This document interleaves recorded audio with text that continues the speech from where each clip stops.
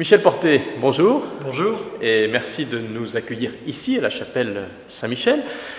Je précise que vous êtes le vice-président de l'association Touraine Canada.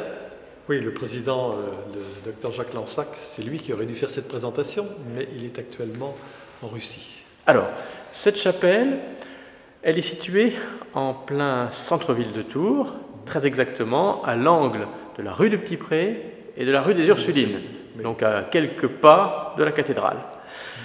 Dites-nous quand elle a été construite et surtout quelle a été un peu son histoire. Elle a été construite lorsque les sœurs Ursulines sont venues s'installer à Tours au début du XVIIe siècle. Je crois que c'est en 1625 ou 30 à peu près que la chapelle a été construite. Et Marie de l'Incarnation a intégré le couvent des Ursulines à cette époque-là, en 1631, et elle a prononcé ses vœux ici en 1634. Ici, dans cette chapelle? Dans cette chapelle.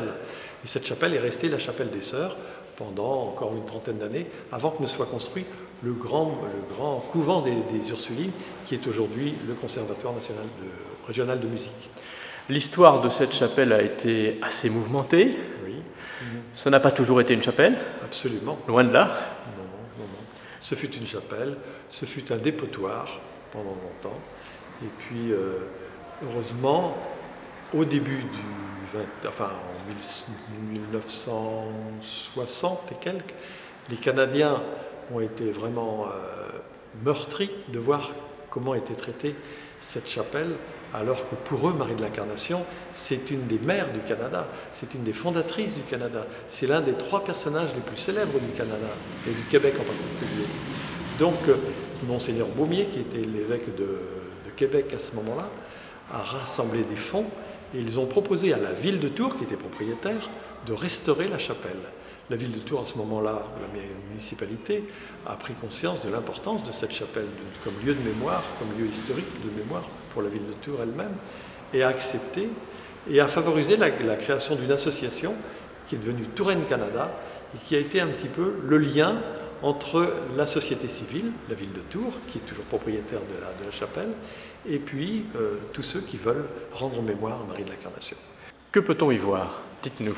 Alors, on peut y voir un rétable qui a été installé ici à l'initiative de Boris Lovski. Boris Lovski, c'était le conservateur du musée à l'époque où la chapelle a été restaurée. C'était un homme remarquable.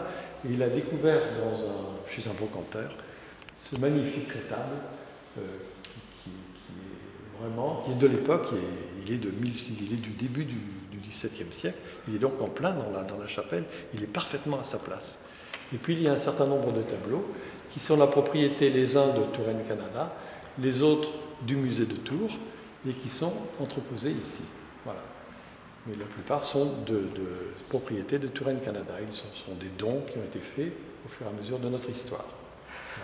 Voilà. Le 21, le samedi 21 juin, ce sera possible de venir ici, de mettre ses pieds là où peut-être Marie de l'Incarnation les a mis? Ah oui, en général, le 21 juin, le conservatoire utilise très souvent la chapelle pour donner des concerts de musique ancienne. C'est parfaitement adapté.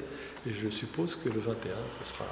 Alors, le 21, en plus, bien sûr, il y a cette cérémonie en mémoire de Marie de l'Incarnation, en l'honneur de Marie de l'Incarnation, célébrée à la cathédrale.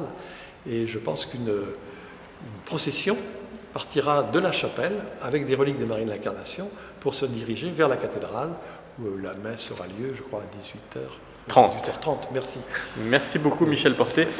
Je rappelle que vous êtes le vice-président de l'association Touraine Canada.